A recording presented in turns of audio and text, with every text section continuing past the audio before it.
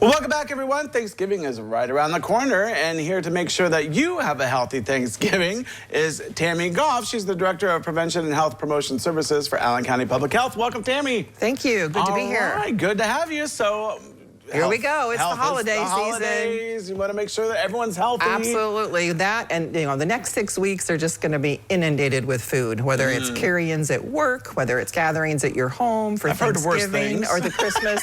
That's right. So just don't want anybody to have a ruined event by having the food not prepared or stored properly. So just a few basic reminders that we all know, but sometimes just out of necessity and volume, it kind of get like put by the wayside. And the pressure. Absolutely. Yeah. So it sounds really basic, but the main thing is you want to keep your hot foods hot and your cold foods cold. And they talk about a danger zone between 40 degrees and 140 degrees. You really don't want food to be in that temperature zone for more than 2 hours. Right. So if it's supposed to be chilled, keep it chilled. Your refrigerator should be kept at 40 degrees. Your garage is not a refrigerator. That happens a lot when you're having a lot of people over and you run out of room in your refrigerator, so you stick it out in the garage. Well, we know that it's getting warmer and warmer, so chances are your garage is even warmer than the outside temperature. Yeah. So that might not be cool enough. Use chests with ice in them.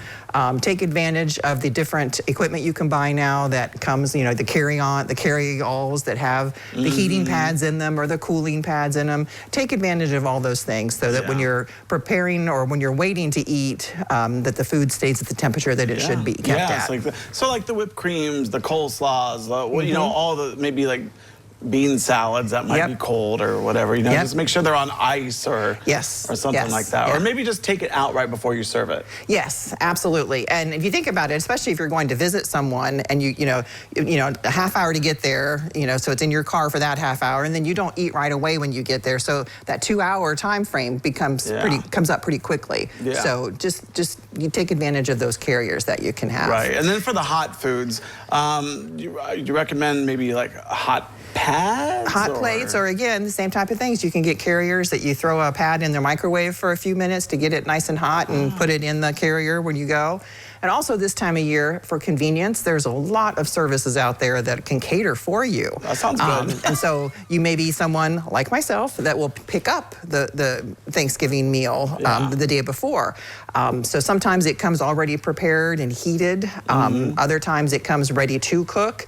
So just follow the instructions that come along with that on what kind of storage or what kind of preparation it needs. Yeah.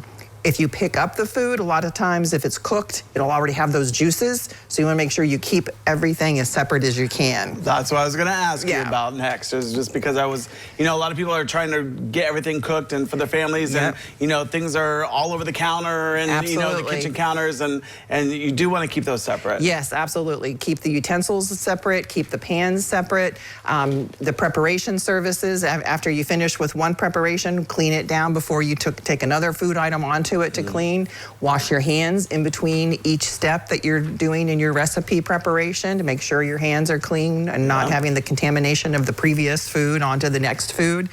So just, common sense stuff, but just be a little more extra diligent. Yeah, especially when you're in that rush and the pressure of making the perfect Thanksgiving, or so just think about it, right? Absolutely. All right. Any other helpful hints before we go? Just cook that turkey up to 165 degrees with a thermometer. You can't tell by looking at it. There you go. All right, well, Tami, thanks so much for coming on today. Appreciate it. Thanks for having me here. Yeah, my pleasure. All right, well, don't go away because we have more to return.